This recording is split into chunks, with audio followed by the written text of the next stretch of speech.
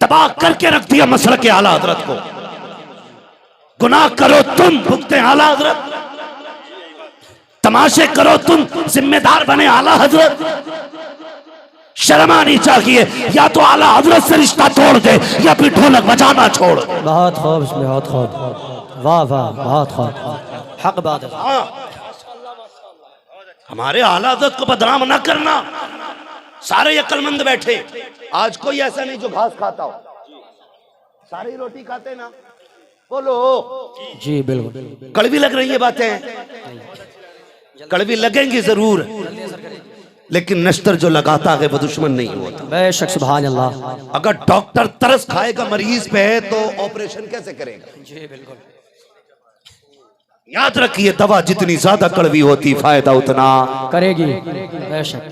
तुम भी होगे कयामत में, हम भी होंगे।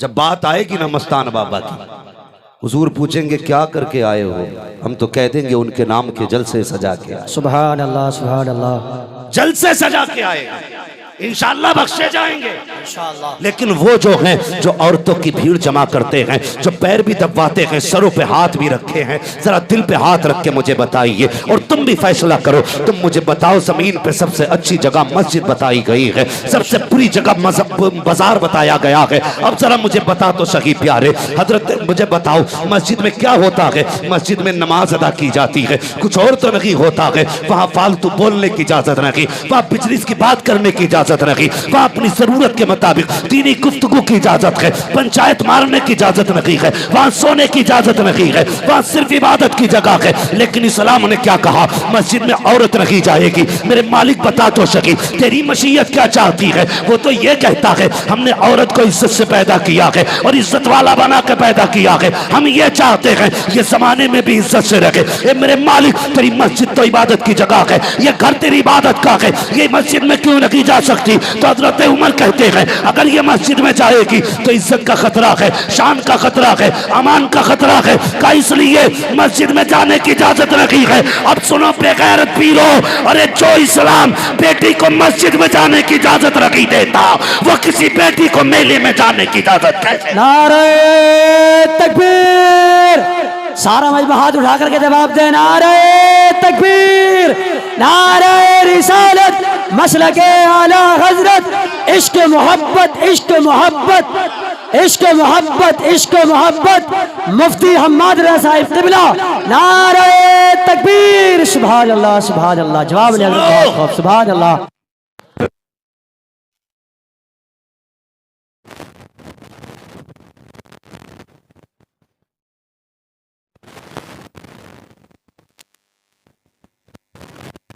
नहीं आया इसलिए कि जन्नत मेरे बाप की नहीं, जन्नत रसूल पाक की। सुभान अल्लाह, सुभान अल्लाह। जन्नत उसे मिलेगी जिसे हुजूर चाहे। सुभान अल्लाह। समझ रहे मेरी बात? जी जी। कान खोल के सुने। सुभान अल्लाह। हमारे लिए असल पीर नहीं, असल शरीयत है। बेशक, सुभान अल्लाह, बहुत खूब।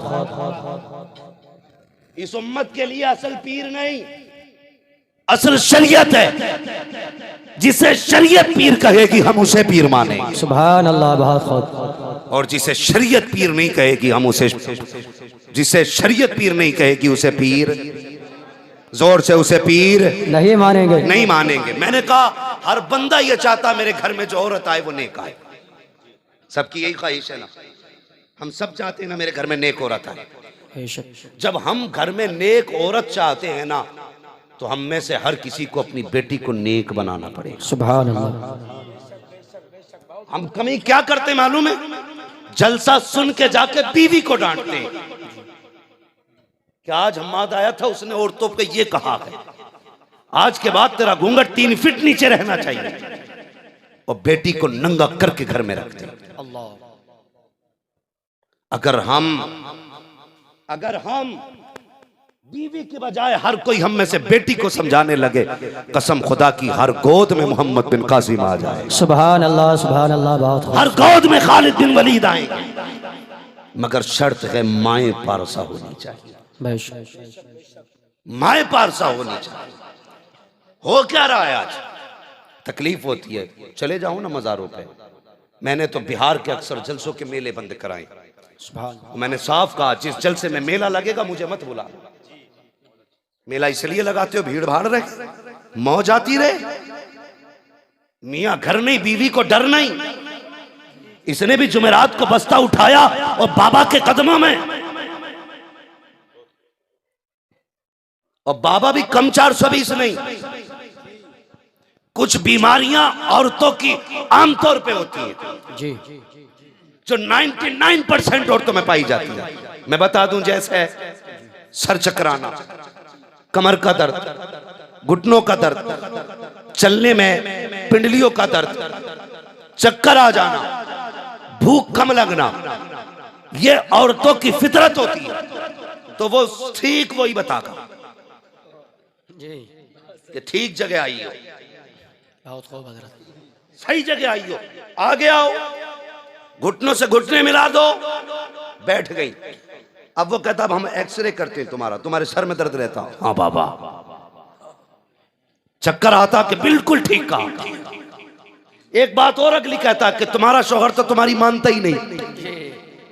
हकीकत बात है हजरत, पकड़ो ये। एक फसाद और खड़ा कर दिया। जम के अगरबत्तियां बिक रही हैं जी, जम के चादरें चल रही हैं। ये है।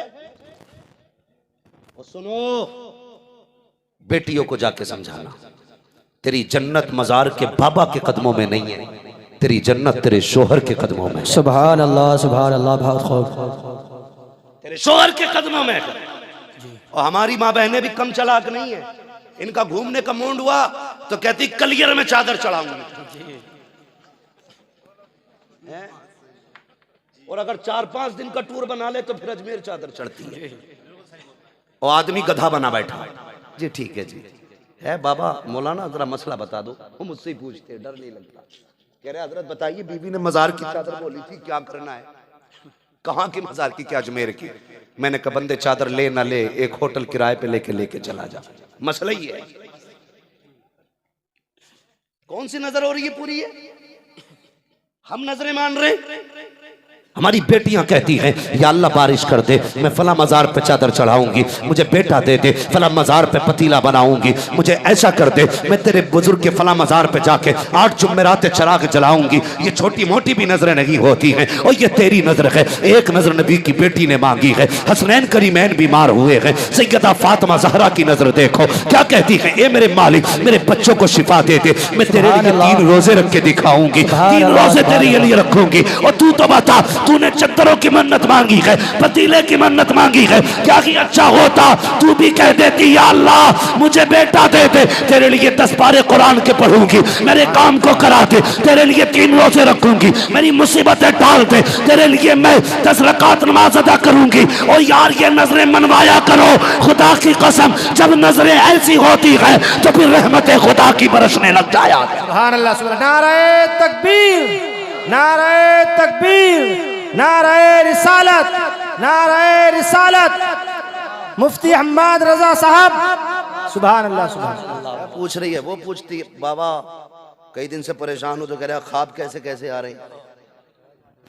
ये देख, कह रहा ख्वाब कैसे कैसे आ रहे हैं, बहुत डरावने आ रहे हैं। ख्वाब का मामला क्या है? अक्सर जैसा सोच के सोओगे वैसे ही होना है जी, अक्सर। हाँ, जैसा सोचोगे वैसा हो। वैसे ही होना है। औरत अगर शोहर से चिढ़ जाए ना या झगड़ा हो जाए तो उसे ये डर रहता कहीं छोड़ ना दे, तो ख्वाब देखती है मेरे आदमी ने मुझे छोड़ दिया। वो बताती है बाबा से जाके कि मेरे आदमी ने मुझे छोड़ दिया, मैंने ख्वाब देखा। वो कहता बस ये होने ही वाला है। अल्लाह, ये होने वाला है। तो बाबा कोई छुटकारा के हाँ कि क्या 1151 रुपए दे और 3 जुम्मेरातें यहाँ चिराग जला। और आदमी को मत बताना, मन्नत मत बताना, वरना वजीफा टूट जाएगा।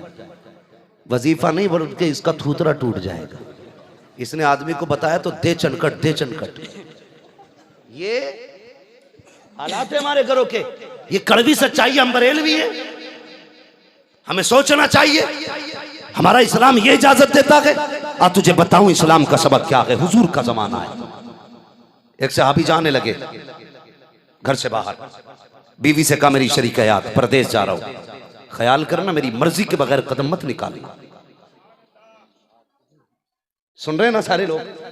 सुभान अल्लाह। मेरी मर्जी के बगैर कदम, पीछे वाले भी बोले मेरी मर्जी के बगैर कदम नहीं निकालना। अल्लाह अकबर। वो बेटी अभी कैसी बेटियां थी, उसने कहा मेरी मर्जी के बगैर चौखट पार न करना। इत्तेफाक देखिए, शोहर गया, कुछ दिन गुजर के अचानक भाई आया दरवाजे पे। कौन? तेरा भाई हो।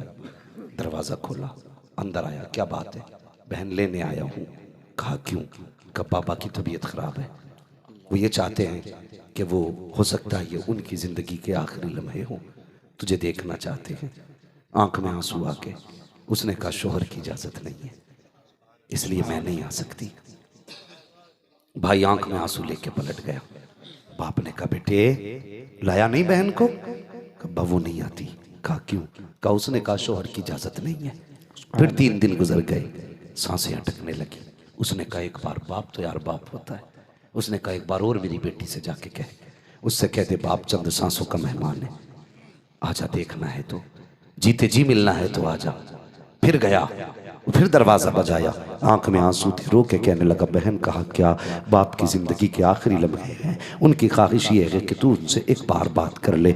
औरत की चीख निकल गई, कहने लगी भाई मजबूर हूँ, मेरे शोहर ने इजाज़त नहीं दी है। ये कह के भाई को वापस कर दिया, मैं नहीं आ सकती हूँ। अल्लाह अकबर। भाई वापस गया, बाप का चेहरा दरवाजे की तरफ मुड़ा था, आंखें बेटी के इंतजार में थी। भाई को बेटे को अकेला आते देखा ना तो चीख निकल गई, कहने लगा लाया नहीं बहन को? कहा वो आने तैयार नहीं, उसने ये कहा है कि मेरे शोहर की इजाजत नहीं है। अल्लाह अकबर। ये कह करके जब उसने सुना ना तो उसकी हिचकी निकली और फिर हमेशा के लिए बाप की सांसें थम जाती हैं। बाप को कफन दिया गया, उसका जनाजा तैयार किया गया। उसी बस्ती में बेटी रहती है, उसी बस्ती में बाप रहता है। लोगों ने कहा यार कोई मजबूरी रही होगी जो बेटी ना आ सकी। बेटी तो नहीं आई, चलो इसका जनाजा ही लेके बेटी के दरवाजे तक चलो। बेटी का जनाजा उठाया, बाप का जनाजा उठाया, बेटी के दरवाजे पे लाए, दस्तक दी। कहा क्या बात है? कहा तू जिंदगी में तो ना देख सकी, बाप कफन में तैयार होके आ गया है, अब तो बाहर आके देख ले। उसने कहा नहीं भाई,